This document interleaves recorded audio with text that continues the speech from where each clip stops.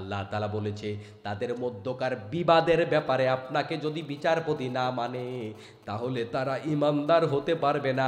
এটা আমি আল্লাহ আমার নিজের শপথ করে বলছি। ও মুসলমান ভাইয়ের, এখন আমাদের বিবাদগুলা কি রকম? আমাদের বিবাদগুলা হলো ব্যক্তিগত জীবনে, দাম্পত্য জীবনে, পারিবারিক জীবনে, ক্ষেতের আইলে ঝামেলা, পরিবার নিয়ে ঝামেলা, বসতের ভাগ নিয়ে ঝামেলা, রাজনৈতিক দ্বন্দ্ব, অর্থনৈতিক দ্বন্দ্ব, আন্তর্জাতিক অঙ্গনে মামলা, এগুলোই তো আমাদের ঝামেলা নাকি? আল্লাহ তাআলা এই আয়াতের ব্যাপারে নির্দিষ্ট করে বলে নাই যে এই ব্যাপারে আপনাকে বিচারপতি মানলে ঈমানদার, এই ব্যাপারে বিচারপতি না মানলে ঈমানদার নয়। খুব হৃদয়ের কান দিয়া কথাগুলা শুনুন, না হলে হয়তো বুঝে আসবে না। অথচ আল্লাহ বলেছে তাদের মধ্যকার বিবাদ, যত রকমের বিবাদ আছে সব বিবাদের ব্যাপারে তারা, আপনি নবীকে যদি বিচারপতি মানে তবে ঈমানদার, বিচারপতি না মানলে ঈমান নাই। কত ভয়ঙ্কর কথা, ঈমানই নাই। আচ্ছা, আপনারা যারা আমার সামনে বসে আছেন মাথায় টুপি দিছেন না দেন নাই? ম্যাক্সিমাম টুপি আছে না? এই টুপির দাম আছে না নাই? কিন্তু এই টুপি আপনারা দেখবেন বাংলাদেশের হিন্দু, বৌদ্ধ, খ্রিস্টান, এই যে মহাজোট আছে না, ওইটার মহাসচিব গোবিন্দ প্রামাণিক আমার সাথে অনেক টকশোতে আমার সাথে কথা বলেছে। প্রায় সময় টকশোতে বসার সময় মাথায় টুপি থাকে।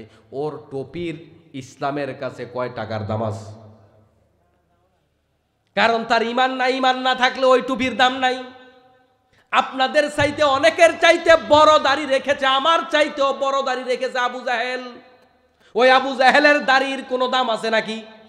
কিন্তু আপনি যে দাড়ি রাখছেন এটার দাম আছে না নাই? এই যে আমি জুব্বা গায়ে দেই, অনেকে জুব্বাটা কেন গায়ে দেই? আল্লাহর নবী জুব্বা গায়ে দিছে, এটা আমি বিশ্বাস করি। নবী জুব্বা গায়ে দিছে তাই আমি ভালোবেসে জুব্বা গায়ে দেই। কিন্তু আমি দেখেছি রবীন্দ্রনাথ ঠাকুর লম্বা জুব্বা গায়ে দেয়, লম্বা জুব্বাওয়ালা ছবি দেখেছি রবীন্দ্রনাথ ঠাকুরের।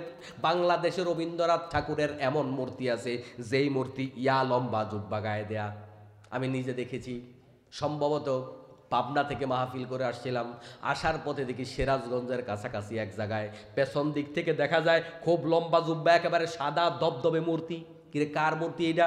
কাছাকাছি গিয়া যখন চেহারার দিকে তাকাইলাম, পরে দেখি রবীন্দ্রনাথের মূর্তি। এখন আপনারা বলেন, এই যে লম্বা জুব্বা, ওই জুব্বার শরীয়তে কয় টাকার দাম আছে? আছে? জুব্বা গায়ে দিলে সওয়াব হয়, টুপি মাথায় দিলে সওয়াব হয়, দাড়ি রাখলে সওয়াব হয়। আপনি যদি একটা এতিমের মাথায় হাত বুলায়া দিতে পারেন, আল্লাহর নবী বলে এটা কত বেশি সওয়াবের। আপনি একটা এতিমের মাথায় হাত বুলায়া দেন, একজন মানুষের মাথায় কত লাখ চুল আছে, শুধুমাত্র মাথায় হাত বুলিয়ে দেবেন, প্রত্যেকটা চুলের বিনিময়ে আল্লাহ রব্বুল আলামিন আপনার আমল নামায় নেকি লিখে দেবেন। সুবহানাল্লাহ। এবার আসুন, মাদার তেরেসার নাম শুনছেন আপনারা? মাদার তেরেসা বিয়া বসে নাই, হাজার হাজার এতিম বাচ্চা কাচ্চা লালন পালন করেছে, এটার জন্য গোটা দুনিয়া ব্যাপী খ্যাতি অর্জন করেছে। গোটা দুনিয়া তাকে চিনে, মাদার তেরেসাকে চিনে। ঈমান নাই। আপনি হাদিস থেকে জানলেন একজন এতিমের মাথায় হাত বুলিয়ে দিলে এত লাখ সওয়াব হয়। এখন আপনারা বলেন মাদার তেরেসার আমল নামায় সওয়াব আছে কয়টা? কয়টা আছে? একটাও নাই।